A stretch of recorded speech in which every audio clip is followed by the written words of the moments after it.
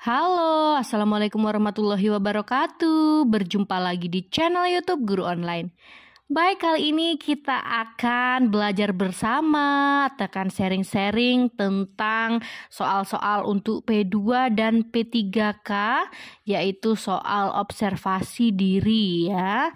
Jadi seleksi observasi ini biasanya sesuai dengan materi kompetensi yang merujuk kepada standar kompetensi guru dan standar kinerja guru. Seperti apa gambarannya? Yuk kita lihat. Ini fokus ke standar kompetensi gurunya ya. Yuk kita lihat contoh soalnya langsung dan silahkan dicoba untuk menjawab untuk melihat kira-kira sudah benar berapa sih jika menjawab soal observasi tentang standar kompetensi guru ini. Baik ya, kita mulai dari soal yang pertama. Dalam melakukan refleksi pembelajaran untuk mengetahui aspek kelemahan dan aspek kekuatan, guru cenderung A. Melakukan refleksi pembelajaran di akhir semester, B. Melakukan refleksi ketika menemui kendala pembelajaran, C. Melakukan refleksi pembelajaran ketika diminta kepala sekolah, atau D. Melakukan refleksi pembelajaran secara mandiri dan berkala. Mudah ya. Apa jawabannya? Iya benar, jawabannya adalah D. Melakukan refleksi pembelajaran secara mandiri dan berkala. Kita lihat lagi bentuk soal nomor 2. Dalam menerima umpan balik dari rekan sejawat, guru cenderung menunjukkan sikap A. Menanggapi umpan balik yang diberikan dengan memberi alasan pembenaran atas tindakannya, B. Membahas umpan balik dari guru lain dengan menyebutkan umpan balik yang dianggap benar maupun salah. C. Meminta guru lain untuk tidak hanya memberi umpan balik kepada dirinya, namun juga pada guru lain. Atau D. Mengategorikan umpan balik yang diterima untuk dapat mengidentifikasi kekuatan dan kelemahan pembelajaran. Silahkan dipilih. Jangan terkecoh ya. Iya benar, jawabannya adalah D. Mengategorikan umpan balik yang diterima untuk dapat mengidentifikasi kekuatan dan kelemahan pembelajaran. Jadi bukan yang A, B, atau C ya. Apalagi yang A ini menanggapi umpan balik yang diberikan dengan memberikan alasan pembenaran atas tindakannya. Jadi ditanggapi umpan balik yang diberikan, lalu dia memberikan alasan pembenaran, alasan yang membenarkan atas tindakannya. Jadi belum tepat ya. Yang B lagi kita lihat. Membahas umpan balik dari guru lain dengan menyebutkan umpan balik yang dianggap benar maupun salah. Jadinya membandingkan. Kalau menurut guru A begini loh, kalau menurut B gini. Jadi menurut saya yang benar ini. Nah, seperti itu ya. Jadi tidak boleh seperti itu. Yang C, meminta guru lain untuk tidak hanya memberi umpan balik kepada dirinya, namun juga pada guru lain.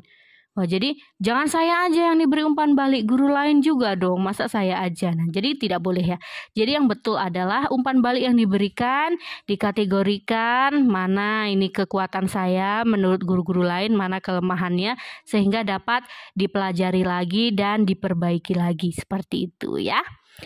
Oke, kita lihat soal nomor 3.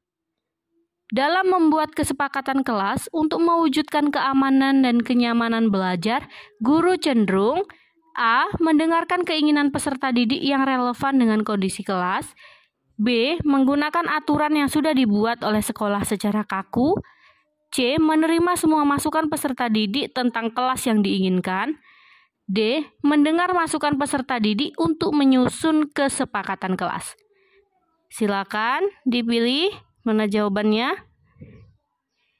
Iya, jawaban yang benar adalah D ya. Mendengar masukan peserta didik untuk menyusun kesepakatan kelas. Jadi didengar dulu peserta didiknya, lalu disepakati dan disusun. Seperti itu ya. Oke, kita lihat soal nomor 4. Dalam interaksi yang berorientasi pada peserta didik, guru cenderung A. Pada akhir semester memberi angket untuk diisi peserta didik terkait perilaku guru dalam berinteraksi dengan peserta didik. B. melakukan evaluasi diri untuk mengidentifikasi perilaku positif atau negatif guru saat berinteraksi dengan peserta didik. C. Pada akhir pembelajaran, mendorong peserta didik memberikan umpan balik tentang interaksi mereka. D. Membandingkan respon peserta didik yang diterima dengan respon peserta didik terhadap guru yang lain. Silakan dipilih. Iya, jawaban yang benar adalah C ya. Pada akhir pembelajaran, mendorong peserta didik untuk langsung memberikan umpan balik tentang interaksi mereka. Jadi interaksi yang baru terjadi pada saat itu seperti itu ya, diberi umpan balik terus setiap akhir pembelajaran.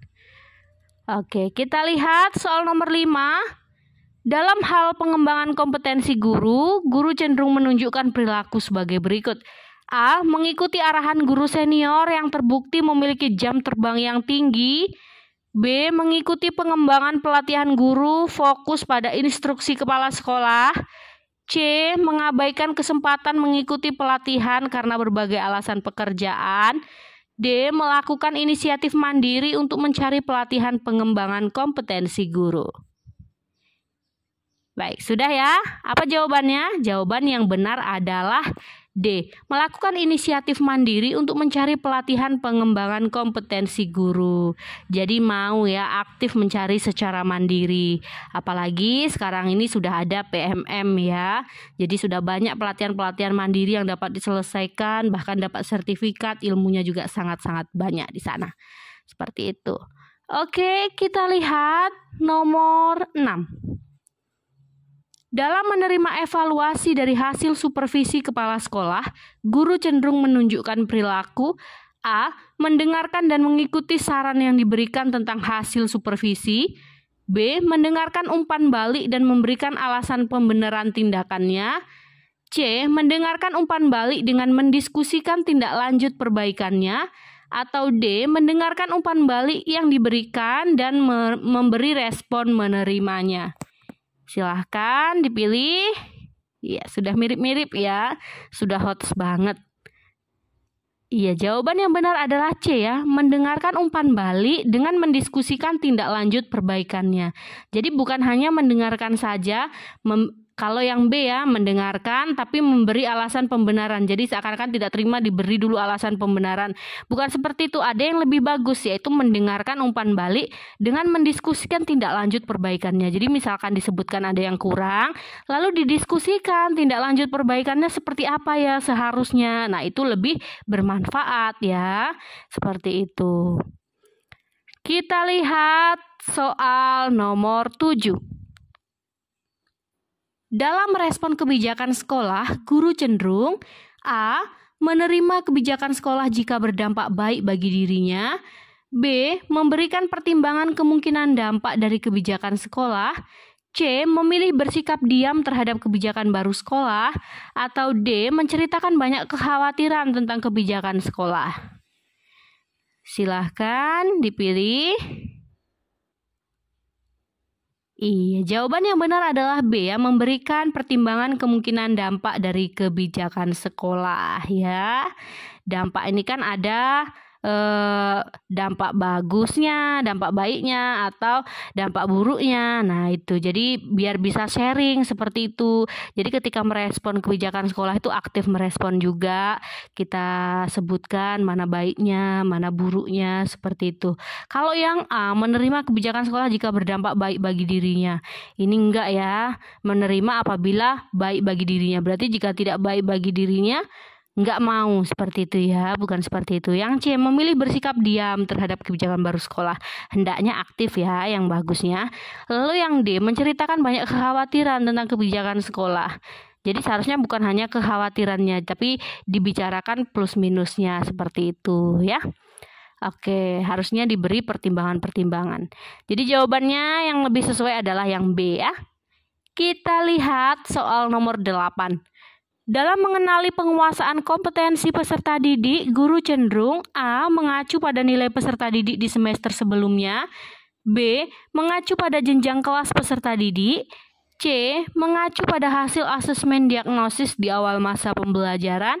Atau D. Mempertimbangkan masukan dari guru sebelumnya. Oke, silakan dipilih. Iya, jawabannya C ya. Mengacu pada hasil asesmen diagnosis di awal masa pembelajaran. Kan harus ada asesmen diagnosisnya di awal untuk mengetahui seperti apa sih penguasaan peserta didik terhadap kompetensi yang akan diajarkan. Seperti itu ya. Oke, kita lihat soal nomor 9. Dalam mencari inspirasi pembelajaran untuk diterapkan di kelas, guru cenderung A. Memilih untuk menunggu instruksi dibandingkan mencari inspirasi pembelajaran. B. Mencari inspirasi pembelajaran yang berasal dari guru satu jenjang saja. C. Mencari inspirasi pembelajaran yang berasal dari guru pengampu mata pelajaran yang sama. Atau D. Mencari inspirasi pembelajaran yang realistis yang dapat digunakan di kelas sesuai dengan kondisi sekolah dan peserta didik. Oke, ini masih mudah ya, langsung nampak seperti itu kira-kira jawabannya.